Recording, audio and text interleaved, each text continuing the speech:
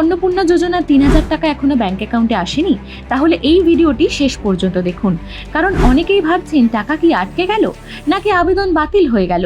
আসলে বিষয়টা কি, আজকের এই প্রতিবেদনে জানাবো সব তথ্য।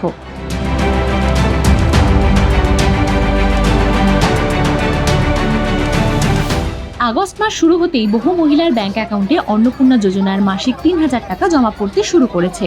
তবে এখনও এমন অনেক আবেদনকারী রয়েছেন যাদের অ্যাকাউন্টে টাকা পৌঁছয়নি। তবে প্রশাসনের তরফে জানানো হয়েছে এই নিয়ে আতঙ্কিত হওয়ার কোনো কারণ নেই, কারণ সব আবেদনকারীর টাকা একদিনে পাঠানো হচ্ছে না, ধাপে ধাপে অর্থ পাঠানোর প্রক্রিয়া চলছে।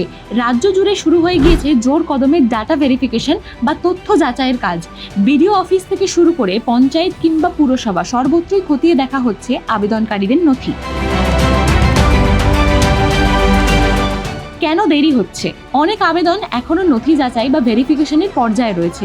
আবেদনপত্রের তথ্য, ব্যাংক অ্যাকাউন্ট এবং অন্যান্য প্রয়োজনীয় নথি মিলিয়ে দেখা হচ্ছে। এই প্রক্রিয়া শেষ হলেই যোগ্য আবেদনকারীদের অ্যাকাউন্টে সরাসরি ডিবিটি বা ডাইরেক্ট বেনিফিট ট্রান্সফারের মাধ্যমে টাকা পাঠানো হবে। সরকারি সূত্রের দাবি, আগস্টের প্রথম সপ্তাহে অধিকাংশ যাচাইকৃত বা ভেরিফাইড আবেদনকারীর অ্যাকাউন্টে টাকা পৌঁছে যাওয়ার সম্ভাবনা রয়েছে।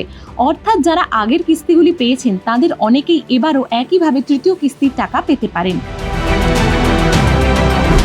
যাদের টাকা এখনো আসেনি তারা কি করবেন? যদি এখনো আপনার অ্যাকাউন্টে টাকা না এসে থাকে তাহলে প্রথমেই ব্যাংক অ্যাকাউন্ট এবং ডিবিটি স্ট্যাটাস একবার চেক করে নিন।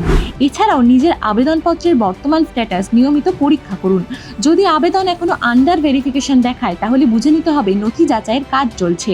সেই প্রক্রিয়া সম্পূর্ণ হলেই টাকা পাঠানো হবে। প্রশাসনের লক্ষ্য চলতি মাসের মধ্যেই যত বেশি সম্ভব আবেদন যাচাই করে যোগ্য আবেদনকারীদের প্রকল্পের আওতায় নিয়ে আসা।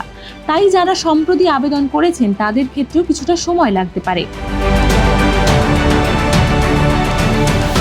উত্তরবঙ্গ সফরে মুখ্যমন্ত্রী শুভেন্দু অধিকারী জানিয়েছেন, অন্নপূর্ণা যোজনার আবেদন যাচাইয়ের কাজ দ্রুত এগোচ্ছে। প্রশাসনের লক্ষ্য নির্দিষ্ট সময়সীমার মধ্যে এই প্রক্রিয়া শেষ করা। তার বক্তব্য অনুযায়ী যারা প্রকল্পের সমস্ত যোগ্যতার শর্ত পূরণ করবেন তাদের কাউকেই বঞ্চিত করা হবে না। যাচাই শেষ হলে ধাপে ধাপে সকলের অ্যাকাউন্টে টাকা পাঠানো হবে। এই প্রকল্পের অধীনে নির্ধারিত যোগ্যতার ভিত্তিতে মহিলাদের প্রতি মাসে ৩,০০০ টাকা আর্থিক সহায়তা দেওয়া হচ্ছে। তাই আবেদন করার পরও যদি এখনো টাকা না পেয়ে থাকেন তাহলে হতাশ হওয়ার প্রয়োজন নেই। অনেক ক্ষেত্রেই শুধু যাচাইয়ের কাজ শেষ হওয়ার অপেক্ষা রয়েছে।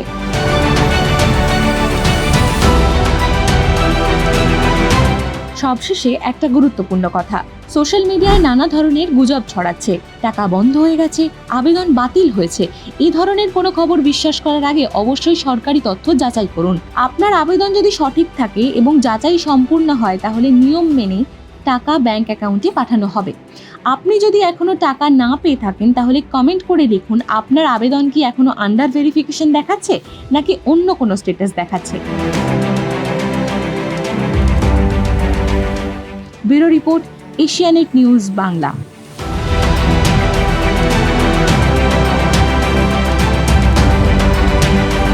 আমাদের ভিডিও ভালো লাগলে লাইক এবং শেয়ার করুন। কমেন্ট সেকশনে গিয়ে জানান আপনাদের মতামত। আরও ভিডিও পেতে আমাদের চ্যানেল সাবস্ক্রাইব করুন এবং প্রতি মুহূর্তে খবরের আপডেট পেতে প্রেস করুন বেল আইকন।